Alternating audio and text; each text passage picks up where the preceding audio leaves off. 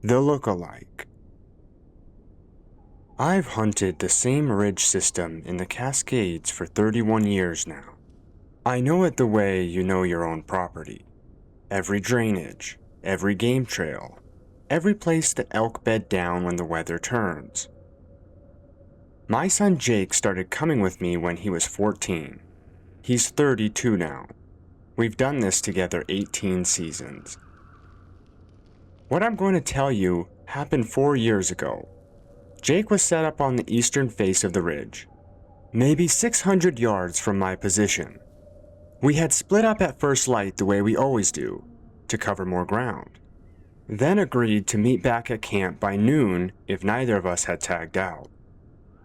I'd been still for about 3 hours when I saw him, Jake, coming up from the ridge toward me from below.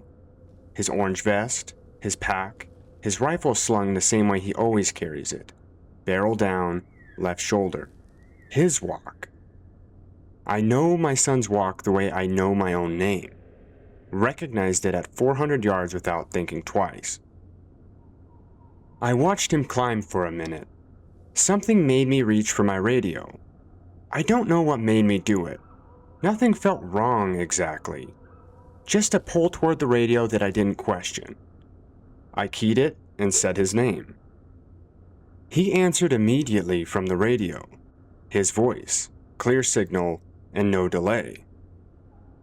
He said he was still on the eastern face, said he hadn't moved in 2 hours, said that the wind had shifted and he was staying put. I looked back down the ridge. Whatever was climbing towards me was still coming. Same pace, same gait, same orange vest catching the morning light exactly the way Jake's does. I did not move, did not call out, did not raise my rifle though I thought about it. At maybe 200 yards, it stopped.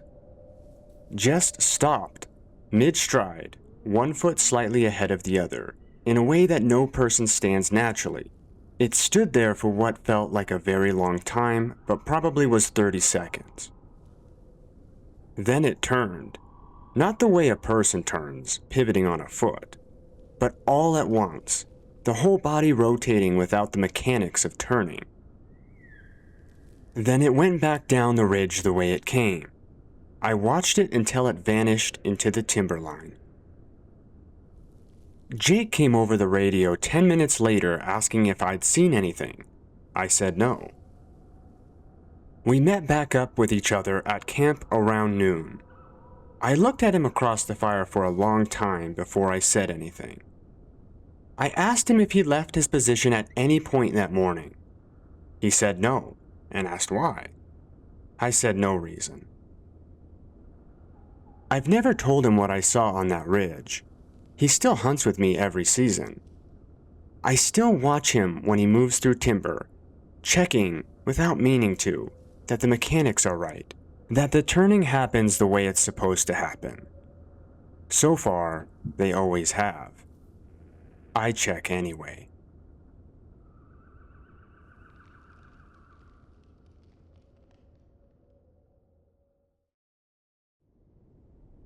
Wrong season. I've worked wildlife conservation in the Bitterroot for 9 years.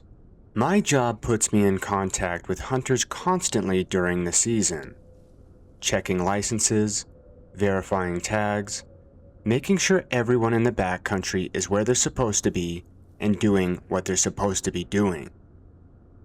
I've processed thousands of license checks. It's routine to the point of being automatic, which is exactly why this one has never left me. It was the 3rd week of elk season, mid-October. I was working a remote area about 14 miles from the nearest trailhead, the kind of country that filters out casual hunters pretty quickly, leaves only the serious ones willing to put in the miles. I had checked 4 hunters that morning, all legitimate, all properly tagged, standard morning. I encountered him just past noon on a game trail cutting across the drainage. He was alone. Full backcountry setup, quality gear, well-worn boots, A frame pack that had clearly seen many seasons. He looked the part completely. Mid-50s, weathered, moved through the timber with the ease of someone who'd spent a lifetime doing it. Nothing about him read wrong from a distance. I identified myself and asked to see his license and tag. He produced them without hesitation, reached into his chest pocket and handed them over, the way hunters who've done this many times before do. No nervousness, no fumbling, completely routine on his end. I looked at the license. The format was correct. The state seal was correct.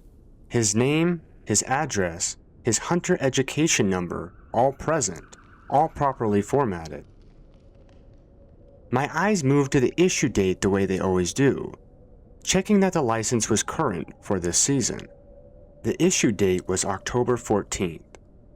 11 years ago. I looked up at him. He was watching me with an expression I can only describe as patient.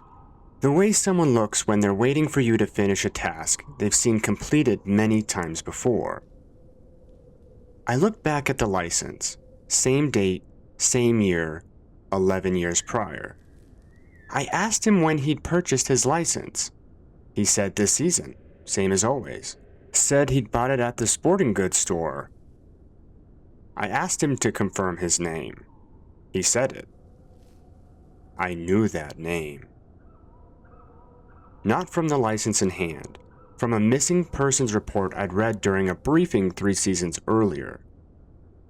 A hunter, mid-50s, had gone into this exact area and never came out. The search had been called off after 2 weeks. Case was still technically open. I stood on that game trail for what felt like a very long time. He looked at me the way you'd look at someone who's taking longer than expected to do something simple, calm, unbothered, patient, in a way that had stopped feeling like patience and started feeling like something else. I handed his license back. I told him everything looked fine. Told him to have a good season and stay safe out there. He took the license, nodded once, and continued down the game trail. I stood there until I couldn't hear his footsteps anymore. I've never filed a report on that encounter. I've thought about why many times. The honest answer is, I don't know what I would write. I still don't. A license with the wrong year from a man with the right name in the wrong place 11 years later? There's no checkbox for that. No protocol that covers it. I transferred out of that district the following spring. I still think about the way he looked at me while I was checking his license. Not nervous, not concerned, just waiting. Like he'd done this before. Like he knew exactly how it was going to end.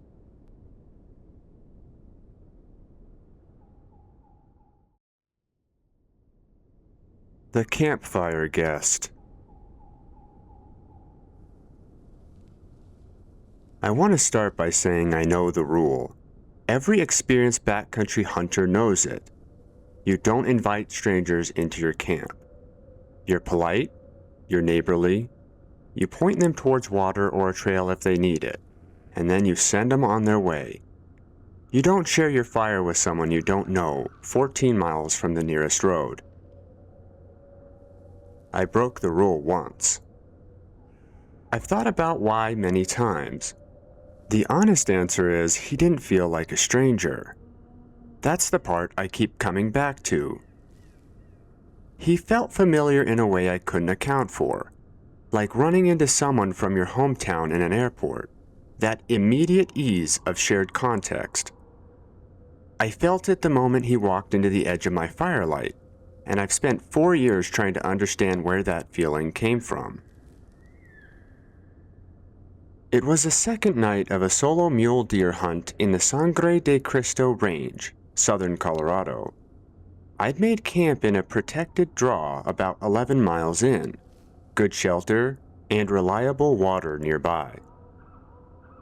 I'd eaten and was working on my second cup of coffee The fire was burning low, the way fires do when you're not feeding them anymore and you're thinking about sleep. He came out of the dark from the north. Normal approach. He called out before he was in the light and announced himself. Then he asked if he could warm up by the fire for a bit. All the right things. He carried himself like someone who belonged in that country. His gear was worn and practical. His movement through the dark timber behind him had been quiet, in the way only experienced people move. Nothing about his arrival felt wrong. I said, "Sure, have a seat." He sat across the fire from me. We talked the way hunters talk. Game sign, weather coming in, how the deer had been moving. He knew the country. He referenced specific ridges and trails by name, mentioned a spring about 3 miles east that I'd found on my topography map but hadn't visited yet. The conversation felt completely natural. Looking back, I can identify the moments that were slightly off. Not wrong enough to act on in the moment, just slightly off. The same way a photograph looks when something in the background isn't quite right, and you can't identify what until someone points it out. He never ate or drank anything. I offered coffee and offered the last of my dinner which I hadn't finished. He declined both, pleasantly, without explanation. 4 hours by a fire in cold mountain air and he never once reached towards the warmth of it. Sat back from it the whole time at a distance that should have been uncomfortable. He asked me questions about myself. Things like where I was from, whether I hunted with family usually, whether anyone knew exactly where I made camp. Normal questions in isolation. I answered all of them without thinking. He left around midnight, said he had miles to make before morning, stood up, shouldered his pack, said it has been good company, and walked back into the dark the way he'd come. I watched his outline until the timber took it. In the morning, I broke camp early and packed out. Something I couldn't name had settled overnight. Not fear exactly, more like the feeling of having narrowly avoided something without knowing what it was or how close it had come. I was a mile from camp when I stopped. I don't know what made me turn around, just a pull towards something I didn't question.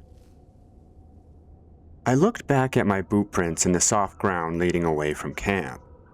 Mine were clear. Deep heel strike, toe push off, consistent stride length the way prints look when you're carrying a heavy pack. I walked back to where he'd sat across the fire from me, looked at the ground there, looked at the ground where he'd walked away into the timber. I followed the line of his departure for about 40 yards into the trees. Nothing. Not compressed ground, not disturbed duff, not a single broken stem of undergrowth. I went back to the fire ring and looked again. The ground on his side of the fire, where he'd sat for 4 hours, showed nothing. No compression, no boot print, not even a partial impression in the ground that had clearly held my own prints perfectly. I stood there for a long time. Then I picked up my pack and walked out without looking back. I still hunt solo. I still make fires at night when the temperature drops. I still sit with my coffee and watch the dark beyond the firelight. I don't invite strangers in anymore. And if something calls out from the dark and announces itself and asks to share your fire, pay attention to whether it sits close to the warmth. Something that doesn't need the heat has no reason to be there.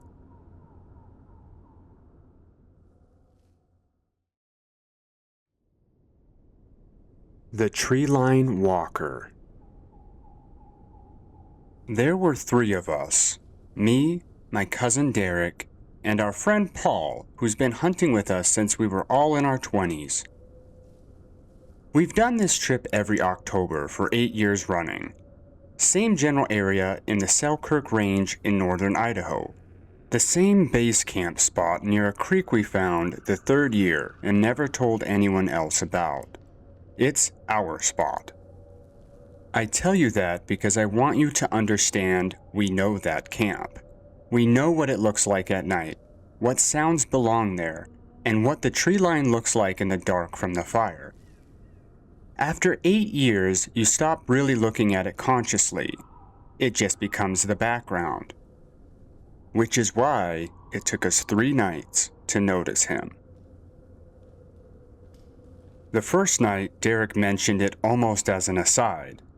We were packing up for sleep, and he said something like, "Hey, did you guys see that guy walking the tree line earlier?" We asked what he meant. He said around 10 o'clock he'd seen a figure moving along the north tree line, parallel to camp, maybe 60 yards out, moving at a steady walking pace from east to west. He'd thought it was one of us going into the tree line for the obvious reason, and hadn't thought about it again. We told him neither of us had left camp around 10. He shrugged, said it must have been another hunter from a different camp passing through. We left it there and went to sleep. The second night, Paul saw it. Same time, roughly speaking. Same north tree line. Figure moving east to west at a steady walking pace. He watched it for maybe 30 seconds before it reached the same point at the western end of the tree line and stopped. Stood there for a moment, then turned and walked back the same way it had came, east to west, in reverse, and disappeared into the timber at the eastern end. Paul had assumed it was me or Derek. Same logic as Derek the night before. Neither of us had left camp. Third night, all 3 of us were awake and watching for it. Nobody said specifically that that was what we were doing. We all just happened to still be sitting at the fire at 10 o'clock, when we're usually in our sleeping bags by 9:30. Nobody acknowledged the reason. It came at 10:12 by my watch. Eastern end of the north tree line, same as before. Figure moving at a walking pace, steady and unhurried, parallel to our camp at 60 yards, same direction, east to west. We all saw it. Nobody spoke. It reached the western end and stopped at the same point it had stopped the night before. The exact same point, like there was a mark there we couldn't see. Stood there for maybe 20 seconds. Then it turned. And instead of walking back east the way it had the previous night, it stood there facing our camp. 60 yards of open ground between us and it. 3 of us at the fire, not moving. Whatever it was at the tree line wasn't moving either. We sat like that for a long time. I don't know exactly how long. My watch said 10:19 when I looked at it, which meant at least 7 minutes had passed. Then it stepped back into the tree line and was gone. Nobody slept well that night. In the morning, we walked the north tree line from end to end. The ground at the eastern and western points where it appeared and disappeared showed nothing unusual. The ground along the path it walked showed nothing. No compressed duff, no broken undergrowth, nothing that suggested repeated foot traffic along that line. We broke camp a day early and packed out.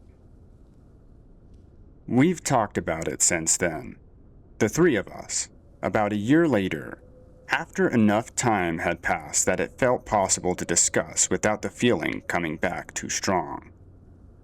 We all remembered it the same way. Same figure, same route, same stopping point. We all agreed on it. The thing we keep coming back to, the thing none of us have a good answer for, is the 7 minutes. Whatever was standing at the tree line looking at our camp for 7 minutes made a decision at the end of those 7 minutes. It decided to step back into the trees instead of crossing that 60 yards of open ground toward the fire. We've never agreed on whether that decision should make us feel better or worse. I still think about it every October when we drive up to that area. We went back the following year, and the year after that.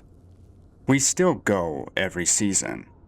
We don't stay past dark at the fire anymore, though, and we always, without discussing it, have our sleeping bags packed and ready before 10 o'clock.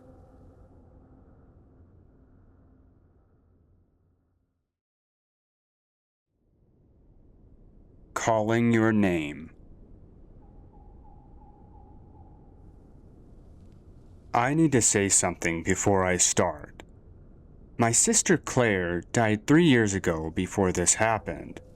Ovarian cancer, 14 months from diagnosis to the end. She was 38. We had hiked together our whole lives. It was our thing. The thing that was ours specifically. Not shared with anyone else in the family. Just us, since we were teenagers. I felt closer to her than staying at home did. I want you to have that context before I tell you what I heard. This was late September, the Wallowa Mountains in northeastern Oregon. I was 4 days into a solo loop I'd done twice before with Claire, once more after she passed. Familiar country. I knew every campsite, every water source, every exposed ridgeline that needed to be crossed before afternoon weather built. I'd made camp early on the 4th night, a protected spot in a timber basin I've always loved, the kind of place that feels intentionally sheltered, like the landscape arranged itself to provide cover. I'd eaten, hung my food, was in my sleeping bag reading by headlamp. Maybe 9 o'clock. Dark, but not late. That's when it happened. I heard my name. It came from outside the tent, from the timber to the north of camp, maybe 40 yards. It wasn't an approximation of my name. It wasn't a sound that could be interpreted as my name if you were listening to it. It was my name. Spoken clearly, at normal conversation volume. In a voice that sounded like my sister. Not like a recording of my sister. Not like an impression of her. Like her. The specific quality of her voice. The way she said my name specifically, which had a particular cadence to it. A slight emphasis on the second syllable that was hers and nobody else's. I did not move. I laid in my sleeping bag with my headlamp off, and I did not move, and I did not answer. I want to be honest with you about how much that cost me. There's a part of grief that is just waiting for the impossible thing to happen, waiting to hear her voice again, waiting for the phone to ring and for it to be them. You know it won't happen. You just know. And you wait anyway. Whatever was in the woods to the north of my camp knew that. I don't know how else to account for the voice it chose. It called my name twice more over the next 20 minutes. Same voice, same cadence. The second time slightly closer than the first, maybe 30 yards. The third time I couldn't tell if it was closer or if I'd just become more attuned to it. Then it stopped. I lay awake until first light. I did not leave the tent. In the morning, I packed up and covered the remaining 12 miles to the trailhead. I did it in one push without stopping beyond water breaks. I didn't look at the woods to the north of where I camped as I left. I made that choice deliberately. I've talked about what it was many times. The explanations I keep returning to are a bird, acoustic distortion in the woods, my own half-sleeping mind producing what it wanted to hear. None of them account for the specificity of what I heard. Not just my name, the way she said it, the emphasis on the second syllable that was hers. I haven't gone back to that basin. I've thought about going back, more than I'm comfortable admitting. There's a version of that night where I unzip the tent and walk toward the woods and call her name back. I've thought about that version a lot. I know what I heard wasn't my sister. I know that in the way you know things you don't want to know. But whatever it was, whatever learned that voice and that cadence and that specific way of saying my name, it knew exactly what to use.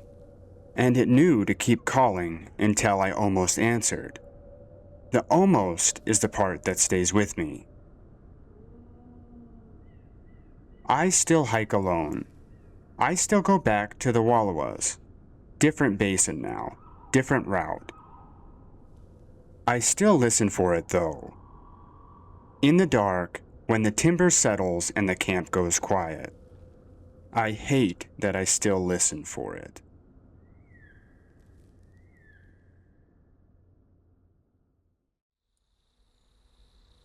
That's all for tonight. If any of these stayed with you, that's probably the right response. New stories coming soon. Turn the lights off. And thanks for watching. Good night.